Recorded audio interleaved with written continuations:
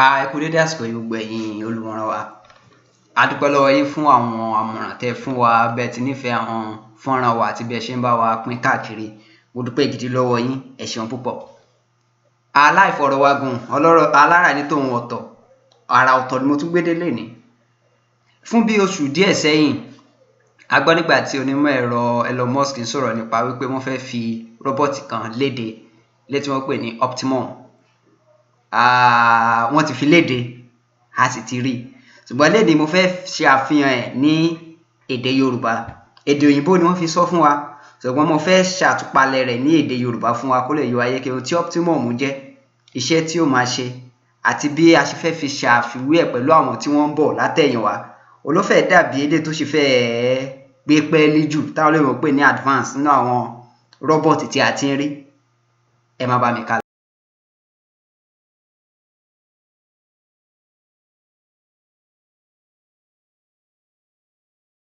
Kòpẹ́kòpẹ́ yìí Elon Musk dẹ̀bìrú àwọn rọ́bọ̀tì tí wọ́n lò ní Tesla bí wọ́n ṣe ṣe iṣẹ́ wọn dójú òṣùwọ̀n, àti pé ó pè ní production hell, pé ó ní àwọn iṣẹ́ kan tó yẹ pé ọmọ ènìyàn ló máa lè ṣe dáadáa. Àmọ́ wá jẹ́ kàyéfì àti ìyàlẹ́nu fún wa nígbà tí Elon Musk tó sọ pé ara àfojúsùn láti ṣe ẹgbẹgbẹ̀rún rọ́bọ̀tì tí ó máa ṣe bí ènìyàn láti máa lò wọ́n. Kì í dẹ̀ ṣe ìgbà àkọ́kọ́ rèé tí àwọn tech company máa mú àbá yìí wá pé àwọn fẹ́ ṣe, àwọn kan ti ṣe sẹ́yìn. Ṣùgbọ́n ìbéèrè wa ni pé ṣé eléyìí tí Tesla fẹ́ ṣe yìí ṣó máa ní ohun tá a rí rí? Kí wá ní àrà ọ̀tọ̀ tí Tesla fẹ́ gbé wá fún alákòókò yìí o? Lẹ́yìn atótónu fún àwọn oṣù díẹ̀ sẹ́yìn, Tesla padà gbé jáde o.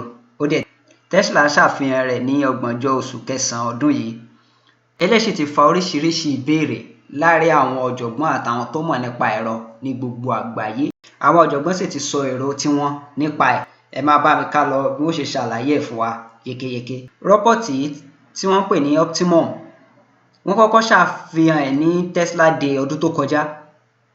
Àfojúsùn wọn ni láti lè ṣe rọ́bọ̀tì tí ó jẹ́ ọ̀rẹ́ ènìyàn, tí ò ní jọ̀tá wa, tí yóò máa ṣe oríṣiríṣi iṣẹ́ tá a lè ṣe, àwọn iṣẹ́ tó le tó nira láti ṣe àtàwọn iṣẹ́ tá à ń ṣe lójoojúmọ́ kí wọ́n lè máa ṣe fún wa pẹ̀lú ìrọ̀rùn.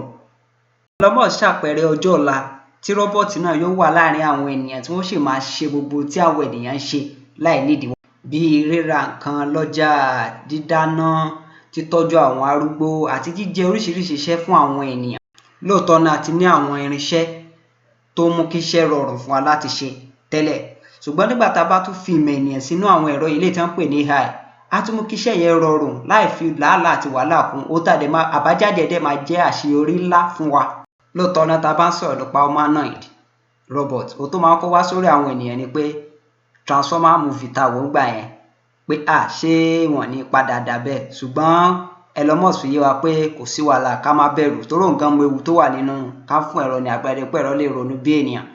Ó sì ti fi yé wa wípé kò sí bó ṣe lágbára tó, àwa ènìyàn náà ní agbára láti lè borí ẹ̀ nígbàkúgbà tó bá fẹ́ ṣe àṣìṣe. Gíga Optimus máa jẹ́ 5.8 inches àti ìwọ̀n ẹ̀ máa jẹ́ 125 pounds. Gẹ́gẹ́ bí wọ́n ṣe ṣe láti lè máa ṣe àwọn iṣẹ́ tó ní agbára, rọ́bọ̀tì á lè gbé nǹkan tó tó 150 pounds. Á sì lè sá eré ní ìwọ̀n 5 miles per hour pẹ̀lú ẹrù 45 pounds lọ́wọ́.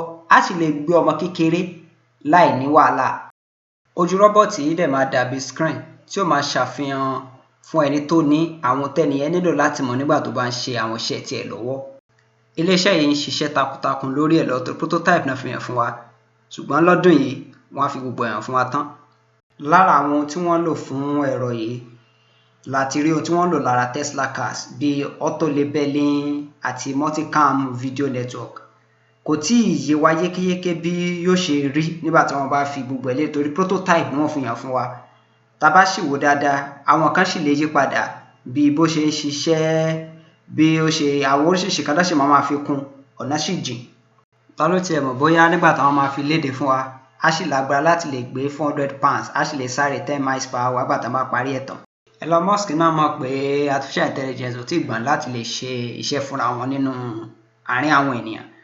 Àmọ́ dá lójú pé Tesla máa ṣiṣẹ́ takuntakun lórí bí wọ́n ṣe máa mú kó náà kó gbọ́n sí i, kó sì lè máa ṣe dáadáa. Lára àwọn èròǹgbà náà ni láti lè ṣe humanoid robot lọ́pọ̀ yanturu kó sì wà fún gbogbo ènìyàn láti máa lò. ṣùgbọ́n ó ṣeé ṣe kó jẹ́ pé ìgbà tí wọ́n kọ́kọ́ gbé jáde kówó ẹ̀ kó pọ̀ gan, àmọ́ wọ́n á fún àwọn èèyàn ní oore ọ̀fẹ́ láti lè yan irú tán bá fẹ́, torí oríṣiríṣi ló máa bá jáde. Ó sì ṣeé ṣe kó jẹ́ pé òun gan ló máa tún wá jẹ́ eléyìí tó ṣe gbòógì jù nínú nǹkan tí Tesla ń ṣe. Tesla gan fúnra ẹ̀ gan sọ pé ó ṣeé ṣe kó jẹ́ pé á jẹ́ gbòógì ju Tesla car lọ. Àwọn tá a sì nífẹ̀ẹ́ sí ẹ̀rọ, à ń retí kí wọ́n wá gbé jáde. Ẹ jọ̀ọ́ ẹ má sì gbàgbé láti subscribe sí ìkànnì yìí ká lè máa fi àwọn fọ́nrán mi léde.